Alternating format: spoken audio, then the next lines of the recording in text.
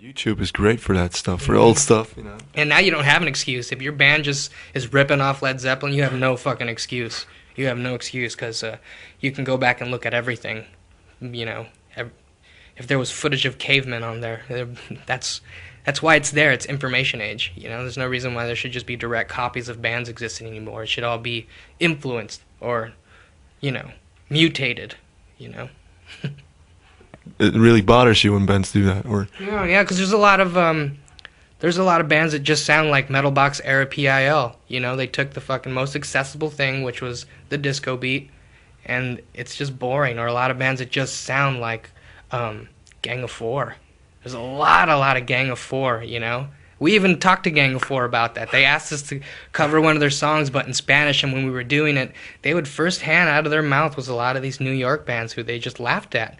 Because why do you want to sound like them? They already happened.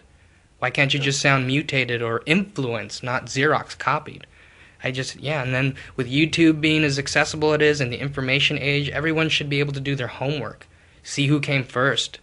Find the poor man's versions of all the huge bands, you know what I mean? There's tons of poor man's versions of Zeppelin and Floyd and all sorts of music that, people could stand to educate themselves and learn about, So you have to be an educated musician. I just think it's important to study the past so that the future is a lot more interesting, I guess. A lot more original. Yeah, a lot more original.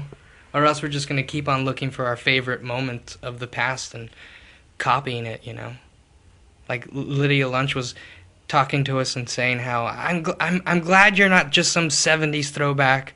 Because I have a boyfriend, and his favorite era is like the 1800s, so...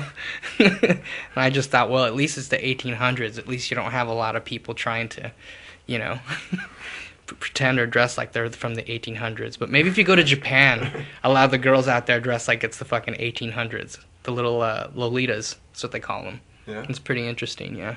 You like Japan? I love Japan. It's as if, though, there was some culture that exists that knows not to talk through movies and heckle people. I mean, there's some bands that deserve it and some bands that could use the interaction from the audience, but then there's just some bands where you should just be quiet. Like if I go see Vic Chestnut play or something, or Anthony and the Johnson, or Diamanda Galas, if I say something to heckle them, she's going to have 10 times greater of something to say back to me, and why would I disrespect it and spoil the moment? So you love performing there. You guys go there often? To where? To Japan? Yes. Oh yeah, it's the culture's an insane culture. I love it there, and I love their version of a bar. The bar is as big as half of this room, and it's just interesting there.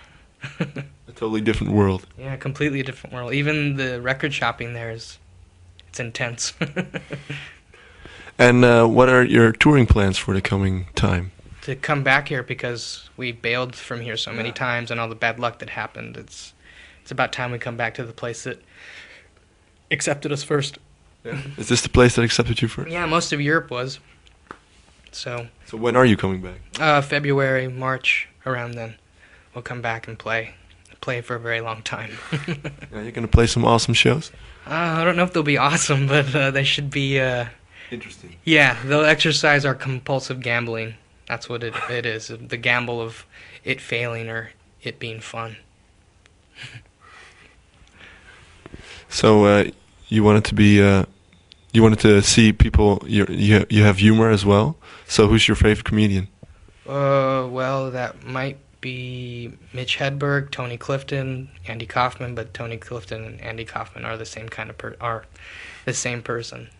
I like people that do stuff like that, where, especially Andy Kaufman, that's been one of the biggest inspirations, the whole put on, the fact that you didn't know what was the joke, but that was the joke, him taking over things like that, being Tony Clifton, no one knowing that he was Tony Clifton.